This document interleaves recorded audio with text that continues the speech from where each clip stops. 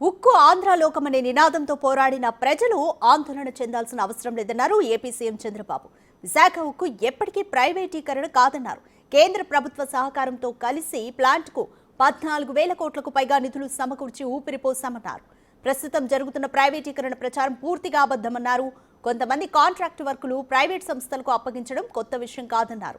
గతంలోనూ ఇదే విధానం కొనసాగింది. ప్రస్తుతం 15,000 మందికి పైగా కాంట్రాక్టు కార్మికులు పనిచేస్తున్నారు. విశాఖ ఉక్కు ప్లాంట్ పబ్లిక్ సెక్టార్లోనే కొనసాగుతోందని, నిర్వాసిత కుటుంబాలకు ఉద్యోగాల కోసం కృషి చేస్తామని భరోసా ఇచ్చారు సీఎం చంద్రబాబు. ప్రజలను తప్పుదోవ పట్టించే దుష్ప్రచారాన్ని ఆపాలని, ఎవరైనా ప్రైవేటీకరణ జరుగుతుందని చెబితే కఠిన చర్యలు తప్పవని హెచ్చరించారు.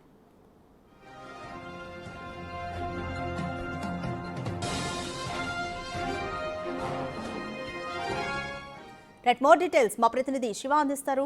Right Shiva, AP CM Chandrababu ఇప్పుడు స్పష్టంగా చెప్పారు విశాఖ ఉక్కు ఎప్పటికీ ప్రైవేటీకరణ కాదన్నారు. సో దీంతో ఈ దుష్ప్రచారానికి, ప్రైవేటీకరణకు సంబంధించి జరుగుతున్న ప్రచారానికి తెరపడినట్లు అనుకోవచ్చా?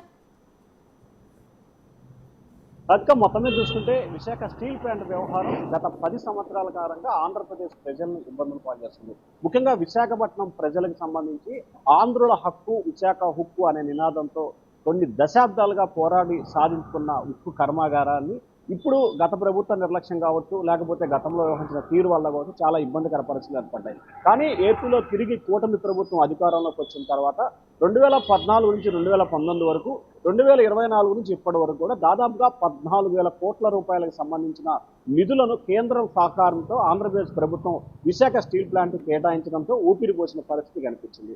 గతంలో CM Chandrababu, deputy CM Pawan Kalyan సైతం కూడా విశాఖ స్టీల్ ప్లాంట్ వ్యవహారంలో పూర్తి స్థాయిలో తాము కట్టుబడి ఉన్నాం, ప్రైవేటీకరణ అంశం అనేది ఉండదు, ఖచ్చితంగా కార్మికులకి ప్రైవేట్ కాంట్రాక్టులకు సంబంధించి అవన్నీ కూడా గతంలో ఏదైతే జరిగాయో అదే వ్యవహారం కొనసాగుతుంది, దీంట్లో కొత్త ఏమీ కాదు అని చెప్పి కూడా చెప్పిన పరిస్థితి కనిపిస్తూ ఉంది.